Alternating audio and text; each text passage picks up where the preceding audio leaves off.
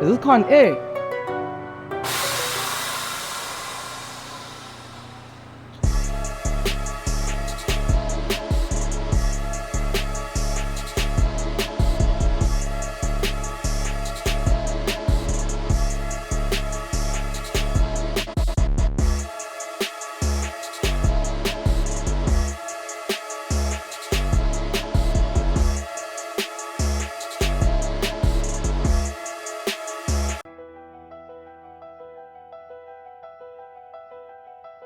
When I was born, it starts with toys. Let's be honest, as kids, and my toys were only cars. I wasn't no Spider-Man, Superman. Nah, it was just cars. Actually, the movie Cars specifically, I was obsessed about it. That was my whole life. That was my identity even.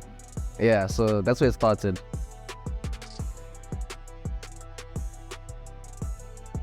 Funny stories, when I was actually younger, I was actually scared of dying. I had a fear of dying. You know when you watch movies and you see those racing movies and someone dies in a fireball, and then so early ages, in the single digit age, I was kind of scared of dying. And then after a while, you know what, you gotta realize you can't live in fear. And then from there, I was you know what, I'd rather do the thing, which is obviously the driving aspect of it, the adrenaline of it. But yeah.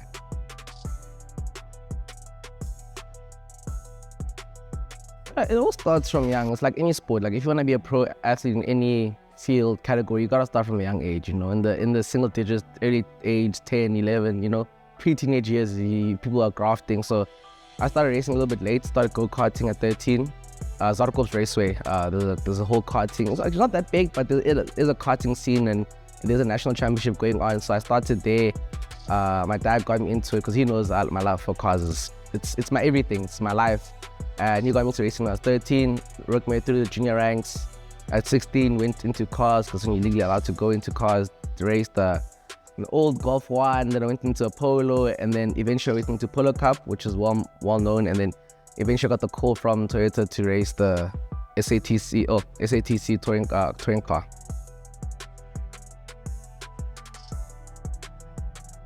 I think honestly it's very difficult. It's not, especially in South Africa.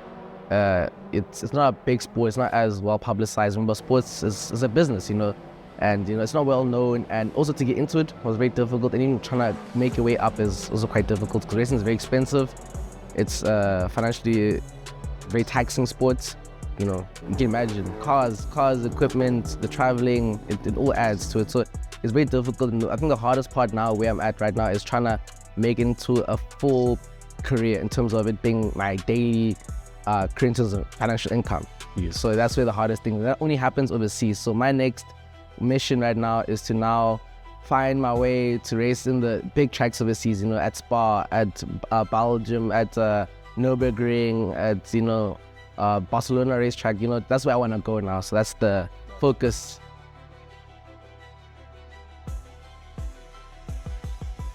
No, it's a totally different thing. A lot of people ask me that, and the only thing I would say is F1 is a very one-routed path. So once you kind of deviate off the track, it's kind of hard to jump onto it because it's, if you, there's actually even a ranking system, very simple. It's literally go-karting, and then at 14, race F4, 14, 15, 16, then after F3, F2, F1. So once you start going to what I race, they call the cars, the tin tops, that's what you call in South Africa. Once in that category, you can't jump from a tin top car to a formula car, because how formula cars are the ones that have open wheels with exposed wheels like that, single seat in the middle. Those cars are built and designed to be race cars. Whereas cars that I race are cars that have been obviously modified, that take road chassis and been altered to race. So those are the tin top cars. So I raced in that department. So you can't really jump from racing a vehicle to racing a formula car.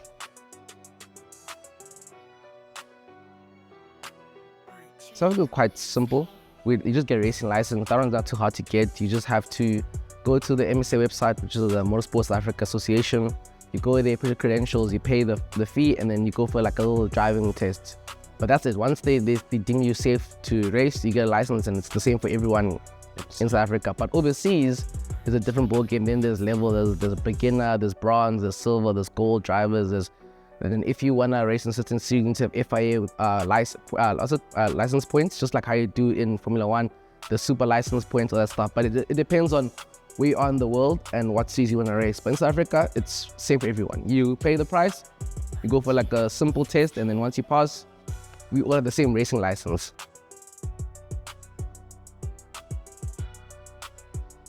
So I actually started like, I think with me, I always love cars. So besides obviously driving, I also love watching car-related things, movies.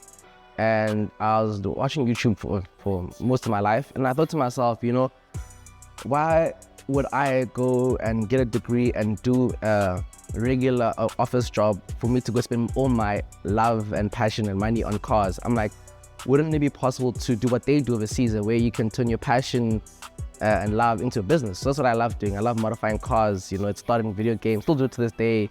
And fun fact, actually, this design on this car, I made Need for Speed. Yeah.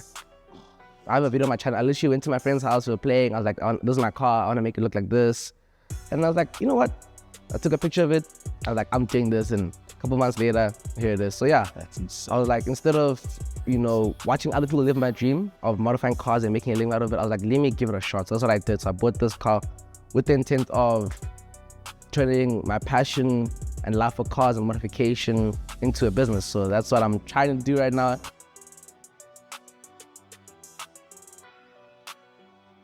A lot of rejection and perseverance, it happens. Like even to this day, we're still trying, a lot of things in the car I still want to do in this car. Like, this is going to be like a full build once it's done. But, I think it's one of those things where you got to try your luck. You got to try your luck. I've learned that in my life. You got to try. You'll get a lot of your no's. But sometimes you only need that one person who knows someone, and then things can happen. But yeah, that's how I got the sponsors. Some did reach out to me, but that was eventually when I got, a following. But the initial ones, I went and I asked friends in the car industry, just like, hey, who can do this one? Who is the best in this industry? Who do you guys know that maybe might be able to help me out? And, the people helping me point the right direction, right companies. And yeah, so now we've got on the car there, I've got I call it, a grocery list on the door there of some of the main sponsors on the car. These are the people that help me the most on the channel, and all of them have different parts on the car or help you in different ways.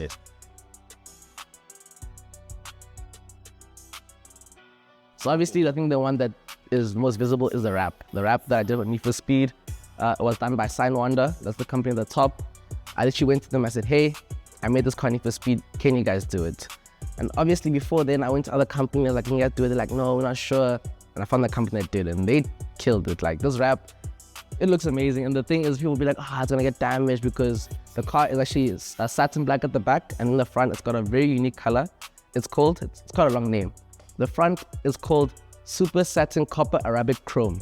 So it's satin and chrome combined in one color, and it's a copper color. It's not gold, technically, it's not bronze, it's copper. So they were able to source me this really unique color. This is why I chose this color. I've never seen any car in the country have this color before. That's the aim. Everyone's done other colors, the turquoises, the pinks, the Forex traders have done all the Lumo colors. So I wanted something unique, and they were the only company that could source me this color at a fair price. So yeah, that's Sign Wonder. Insane Racing. When I first bought my car, it was not a well-running car. It was smoking, it had misfires, the car was leaking oil. And then Insane Racing was the one company where I said, hey guys, I need your help. We need to do a full engine rebuild, we need to do tuning, we need to do all the mods. And they did that with me. And not only that, we also forged the motor. So it's got racing pistons, conrods, reconditioned head with upgraded stuff on it. I don't even know, but just know that the engine is fingers crossed bulletproof now. After that, track recon on the car, we've got upgraded pads and discs all around. Not big brake kits, but just an upgraded pad. So now they've got the lines on it, the grooves, and it's got upgraded pads back and front from them. So an auto style, auto style, they have like all the small accessories on the car, interior, exterior, the front lip, diffuser, side skirts, mirror caps, indicators, headlights, interior. I don't know, I buy cigarette lighters. I don't know, my digital infotainment system from Pioneer, some of the sound components, the dash camera, like just anything. Even the puddle light on the car, I've got like a VW puddle light that I installed that's custom. Like, I don't know, it's just when I go there, I'd be like, I need this, some lug nuts, tires. I don't know, what else do I have in the car? Probably the grill, yes, that too. So all the random components, like any accessories, auto styles, the plugs. So I get a lot of stuff from them. And then A-line wheels, those are new spots in the car. As you guys can tell, I recently did a big change on the car from the black ones to what everyone's been wanting me to do. Yeah. with these silver A-line Atlantic wheels. I like them, I won't lie.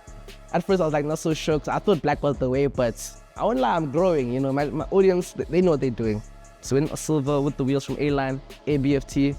Obviously, one of the biggest mods I did before we went to Campfest last year was put air suspension in the car.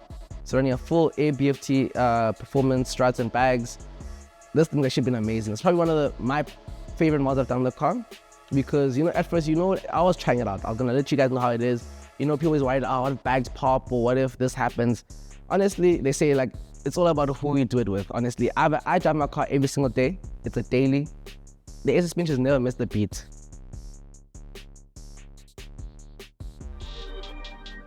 So the beauty about ABFT, right, is that you get an app on your phone, which connects via Bluetooth. So now, instead of having to go in the car and whatever, I just go here and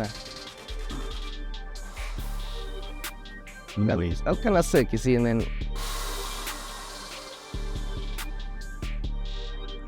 ABFT, you know how it is, like, it's kind of cool. It's a cool party trick. You got the remote on your phone and the remote in your car, which is kind of cool. But yeah, the air suspension, probably one of the biggest mods. It's something I wasn't sure I liked or was gonna like, but after doing with ABFT and being installed by Ground Art Input, which is an authorized installer, it has been flawless. Like, it's been, you know, when it comes to electronics, you're always a bit scared that something can go wrong. I've driven this car every single day, full load, Durban, gone to Northwest, done speeds, you know, and this thing has never missed a beat. You know, so I'm like, you know what, in terms of mods, I love it. And also because I have a front split in my car, if you having a low car in this country is not the best. You know, some of the roads, I've been to Sosha, some of the speed humps here, the potholes in the rains, and the air suspension actually saved me in so many cases. So for me, it's like, if you have one car and you want it to be low but still be functional, I say get bags. I'm with it now. I'm team air suspension all the way. In the car, we've got a full sound system, which you guys will probably see on the screen. We've got a fully done boot setup in the car, and a fully done sound all around with sound deadening, with all the fancy wires and fuses done by Exhibit Audio here in Midrand. So we've got a full sound system, Pioneer also, and then that's why we have the Pioneer logo on the car as well, because we have full Pioneer with the sound, the speaker, the sub, the wiring, the infotainment system, the dash camera. So yeah.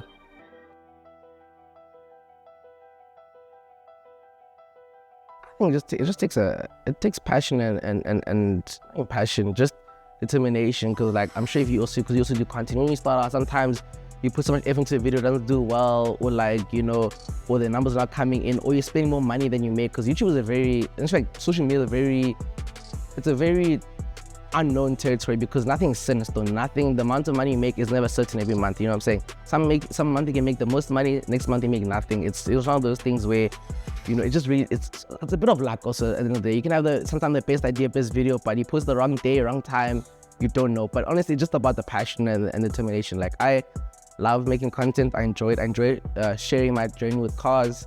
Even if it means one video gets 1,000 views, the next one is 100, I enjoy it.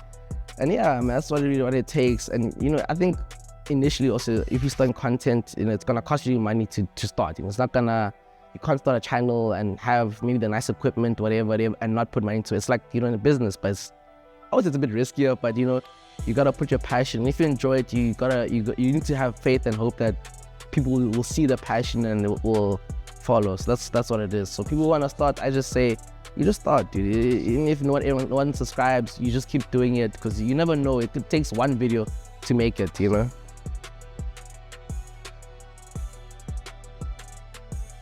So I am on all platforms. So I am on Instagram, Facebook, TikTok, Threads, obviously YouTube. It's all Nathi Msimanga. So if you search my name, it's all there. So please, guys, do drop a follow. I appreciate it.